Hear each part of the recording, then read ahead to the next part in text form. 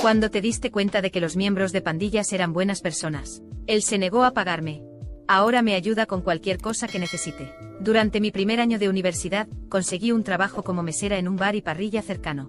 La ciudad donde se encontraban mi universidad y mi trabajo había estado consistentemente entre las 5 ciudades más peligrosas de los Estados Unidos durante casi una década. Viniendo de los suburbios cercanos, yo estaba bastante protegida. No podía evitar creer que la tasa de criminalidad estaba exagerada. Pero curiosamente ser ingenua y no comprender el peligro real en el que me ponía probablemente me salvó la vida más de una vez. Un día, una fiesta llamó al restaurante solicitando una mesa para 18 personas. Cuando llegué y miré la lista de reservas, me emocioné y pedí atenderlos. Mi gerente lo permitió, ya que a todos los demás meseros les molestaba tener que servir mesas con más de 6 personas. Dejé de tomar otras mesas unos 20 minutos antes de la hora programada de llegada y lo preparé todo. La hora llegó y el grupo entró. Todos jóvenes puertorriqueños, hombres y mujeres, con edades entre finales de la adolescencia y principios de los 20. Había un hombre un poco mayor, probablemente a principios de los 30. Todos llevaban una combinación de colores a juego. Siendo quien soy, pensé, qué lindo, su entrenador o mentor los está trayendo para una celebración. No llevaban exactamente uniformes, así que descarté los deportes. Pensé que quizás eran un equipo de debate o de las Olimpiadas de Matemáticas, algo por el estilo. A mis ojos claramente estaban demostrando espíritu escolar a través de los colores de su vestimenta. Me acerqué a la recepción y los saludé con una sonrisa radiante. Solo noté de reojo las miradas extrañas de mis compañeros de trabajo y otros clientes. Me presenté al hombre mayor, que claramente era el líder, y los llevé a su mesa. Parecían estar de buen humor, así que comenté algo sobre que seguramente estaban celebrando una victoria y los felicité. El líder sonrió ligeramente y dijo, sí, supongo que podrías decir eso. Jaja. Gracias. Y seguimos adelante. Serví las bebidas, tomé los pedidos, traje la comida, rellené las bebidas, las alitas y así sucesivamente. Cuando estaban terminando, el líder pidió la cuenta y le entregué el libro donde ya había colocado la cuenta impresa. Ahora, este restaurante tenía una política de no separar cuentas. Estúpida, lo sé. Los clientes eran informados de esta política, así como de la propina automática para grupos de 6 o más, cuando llamaban para hacer una reserva. También se les recordaba al entrar, en la recepción y durante la presentación del mesero. Esto también estaba impreso en letras grandes en la primera página del menú. Después de entregarle la cuenta, él dijo, disculpa, olvidé mencionarlo, pero ¿podríamos tener cuentas separadas? Mientras le recordaba la política, su teléfono sonó. Él dijo, disculpa, necesito atender esta llamada, y luego le entregó la cuenta a una de las jóvenes a su lado y le dijo que se encargara de eso. Me dijo que regresaría en un minuto y fue hacia la entrada para atender la llamada.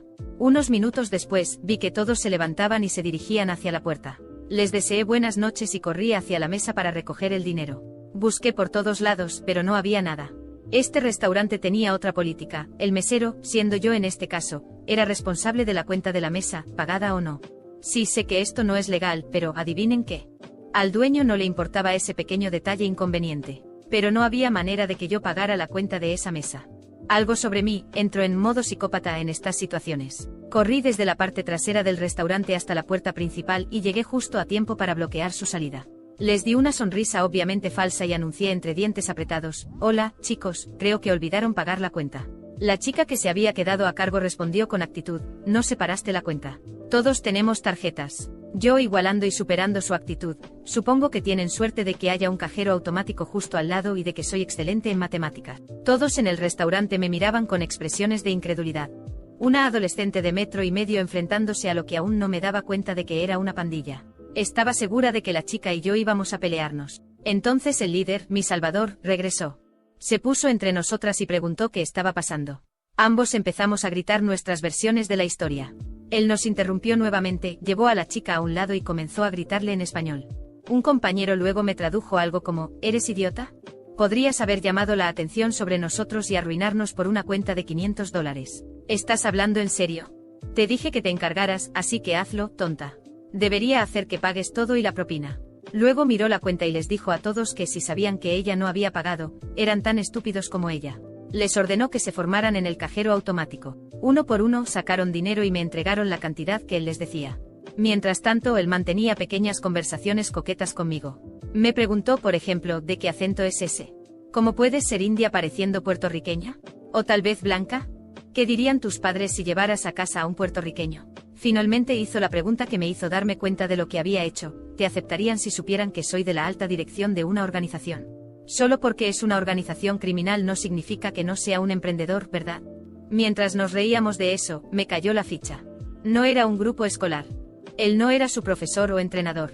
Eran una pandilla, y él era su líder. Me agradeció por tratarlos como personas y dijo que yo era loca, pero que le gustaba el hecho de que no les tuviera miedo. Luego me pidió revisar cuánto había ganado de la mesa para asegurarse de que me hubieran dado suficiente propina. Al contar, me di cuenta de que había ganado $230. Pregunté si debía devolver algo, pues era mucho. Él respondió que de ninguna manera y me entregó otros 3 billetes nuevos de $100. Luego me dio su número y me dijo que lo llamara si alguna vez necesitaba ayuda con algo.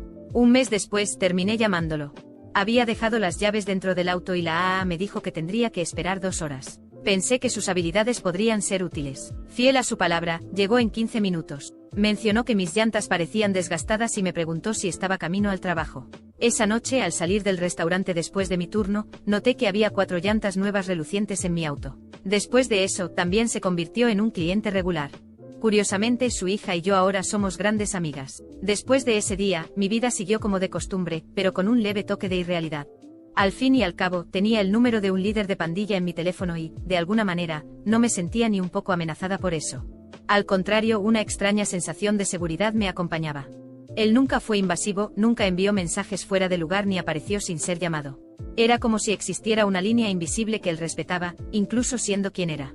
La amistad con su hija, a quien casi había enfrentado esa noche, floreció naturalmente. Su nombre era Lina. Ella empezó a frecuentar el restaurante sola o con amigas y, de vez en cuando, me unía a ella después de mi turno para tomar un café o tener una conversación rápida. Descubrí que ella era más parecida a mí de lo que hubiera imaginado. Tenía grandes sueños y un deseo inmenso de escapar del entorno en el que había crecido. Hablábamos sobre la universidad, el trabajo y cómo la vida podría ser diferente. No hablaba mucho de su padre, pero yo sabía que su presencia era una sombra constante en su vida. Una noche estaba cerrando el restaurante después de un turno especialmente largo. Lina había pasado por allí para invitarme a salir, pero estaba demasiado cansada y le dije que iría directo a casa. Apenas cerré la puerta del restaurante y empecé a caminar hacia mi coche, escuché pasos pesados detrás de mí.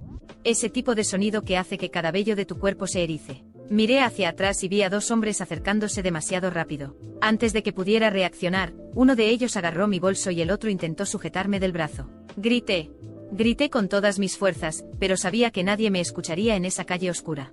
Mi mente estaba en pánico, pero entonces, como si el destino estuviera jugando conmigo, un coche dobló la esquina con los faros altos, iluminándolo todo. Los hombres me soltaron y salieron corriendo. Me desplomé sentada en el suelo, temblando, mientras el coche frenaba bruscamente a mi lado. La puerta se abrió y, para mi sorpresa, era él. Sabía que era una buena idea pasar por aquí hoy, dijo con una voz que sonaba entre divertida y seria, pero su mirada era puro fuego. Me ayudó a levantarme, asegurándose de que estuviera bien. Yo solo asentí, incapaz de hablar mucho. Cuando le pregunté cómo sabía que yo estaba allí, se encogió de hombros. Te dije que podía cuidarte. Esta ciudad no es lugar para andar sola a esta hora. Insistió en llevarme a casa esa noche. El camino fue silencioso al principio, pero estaba demasiado alterada para no hablar. ¿Por qué siempre apareces en el momento justo? Él rió suavemente. Digamos que soy un hombre de palabra. Cuando nos detuvimos frente a mi edificio, él se quedó en silencio por un momento, observando la calle como si analizara todo a su alrededor. Finalmente me miró. Sabes, eres muy diferente a las personas que conozco. No tienes miedo. O quizás lo tienes, pero lo enfrentas de todas maneras. Eso es raro. No supe qué responder. En lugar de eso, le agradecí y bajé del coche, pero esa noche me quedé pensando en sus palabras. Tal vez tenía razón. O quizás solo era demasiado ingenua para saber cuándo debía asustarme de verdad. Los días pasaron y, para mi sorpresa, él empezó a aparecer en el restaurante con más frecuencia. A veces solo, a veces con Lina o con algunos amigos. Siempre era amable conmigo, a pesar de la mirada afilada y la postura intimidante que llevaba consigo. Una vez, después de una noche tranquila, me invitó a sentarme con ellos cuando terminé mi turno. Lina prácticamente me arrastró de la mano, así que no pude decir que no. Apuesto a que tienes un montón de preguntas, ¿no? Preguntó él con esa sonrisa de quien ya sabe la respuesta. Algunas, respondí sincera. Entonces pregunta. Lo miré a él, miré a Lina y elegí mis palabras con cuidado. ¿No tienes miedo de vivir así? ¿De cómo esto puede afectar a las personas que amas? La mesa quedó en silencio. Algunos de sus amigos evitaron mi mirada, pero él no pareció ofendido. Al contrario, casi parecía satisfecho con la pregunta. El miedo es relativo, respondió calmadamente. Hago lo que hago porque es lo que sé hacer. No elegí esta vida, pero la vida me eligió a mí. Lo único que puedo controlar es cómo lidio con eso. Y en cuanto a las personas que amo, las protejo. A cualquier costo. Miró directamente a Lina en ese momento, y sentí que había una historia más profunda allí. Una historia que quizás nunca conocería. Después de esa noche, su presencia en mi vida se volvió algo normal, casi cotidiano. Continuó ayudándome siempre que lo necesitaba, y Lina y yo nos volvimos prácticamente inseparables. Con el tiempo entendí que él no era solo el líder de una pandilla. Era un hombre complejo, lleno de contradicciones. Alguien que podía ser aterrador para muchos, pero que de alguna manera me trataba con respeto y amabilidad. Las cosas empezaron a cambiar cuando Lina me contó con lágrimas en los ojos que su padre estaba intentando sacarla de esa vida. Quería que ella fuera a la universidad, que tuviera un futuro diferente. Nunca lo admitirá, pero haría cualquier cosa para que yo fuera libre, me dijo entre sollozos. En ese momento entendí que por más que no estuviera de acuerdo con las decisiones que él había tomado, estaba dispuesto a sacrificarlo todo por el bien de su hija. Eso me hizo verlo de otra manera. Una noche él apareció en el restaurante y con una mirada más seria de lo habitual, me entregó un sobre. ¿Qué es esto?, pregunté confundida. Un regalo. Úsalo para cuidar de ti misma. Vete a un lugar mejor. Abrí el sobre y vi una cantidad absurda de dinero. Me quedé sin palabras. No puedo aceptar esto, protesté. Él solo sonrió. ¿Sabes?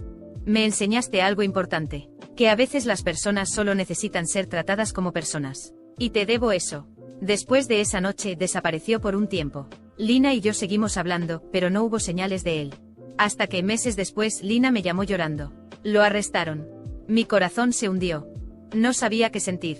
¿Tristeza? ¿Rabia? Solo sabía que de alguna manera había marcado mi vida para siempre. Esa fue la última vez que supe de él, pero hasta el día de hoy, cuando pienso en él, recuerdo sus palabras: el miedo es relativo. Lo que importa es lo que haces con él. Después de que Lina me contó que él había sido arrestado, me quedé atónita. No sabía exactamente lo que sentía, pero era una mezcla de preocupación, rabia y tristeza. Él se había convertido en una presencia constante en mi vida, un tipo de seguridad que nunca había pedido, pero que de alguna manera necesitaba. La idea de que él estuviera en una celda, solo, mientras el mundo seguía adelante, me perturbaba más de lo que quería admitir. En los días siguientes, Lina y yo hablamos bastante. Ella intentaba ser fuerte, pero su voz delataba el miedo y la incertidumbre. Fue durante una de esas conversaciones que solté, casi sin pensarlo: quiero visitarlo. Ella guardó silencio al otro lado de la línea. ¿Estás segura? No tienes que hacerlo, ¿sabes? Él lo entenderá. Lo sé, Lina. Pero quiero hacerlo. En el fondo sabía que no se trataba solo de una visita. Era una necesidad de verlo, de entender lo que sentía, de no abandonarlo ahora que él me necesitaba. Lina consiguió los detalles para mí y, unas semanas después, ahí estaba yo, en la sala de visitas de la prisión, nerviosa como nunca antes. Cuando él entró usando ese uniforme naranja desgastado, mi corazón se encogió. Se veía más cansado, con una mirada más dura, pero cuando me vio, una pequeña sonrisa apareció en su rostro. ¿Estás loca?, fue lo primero que dijo, riendo suavemente. ¿Qué haces aquí? Quería saber cómo estabas, respondí, intentando parecer casual, aunque mi voz tembló. Él me observó por un momento como si intentara leer algo en mi rostro. Finalmente se recostó en la silla y dijo: «Eres terca. Eso es peligroso, ¿sabes? Entonces somos dos», le contesté, arrancándole una risa. Después de eso, nuestras conversaciones fluyeron naturalmente. Me habló de la rutina en la prisión, de las personas con las que convivía, y yo le conté sobre el restaurante, sobre Lina y sobre mi vida. Durante esas visitas, la imagen que tenía de él como líder de una pandilla comenzó a desmoronarse. El hombre frente a mí era alguien que sabía escuchar, que me hacía reír incluso allí dentro, alguien que veía más allá de las apariencias. Lo visité varias veces en los meses siguientes. Con cada encuentro, algo dentro de mí crecía y se hacía más fuerte. Me estaba enamorando de ese hombre que, de una manera inexplicable, había conquistado un espacio en mi vida. Un espacio que nadie más podría ocupar. Entonces Lina me contó que pronto saldría en libertad. Un acuerdo con los abogados había funcionado y él estaba a punto de ser liberado. El día de su salida, llegué temprano a la entrada de la prisión.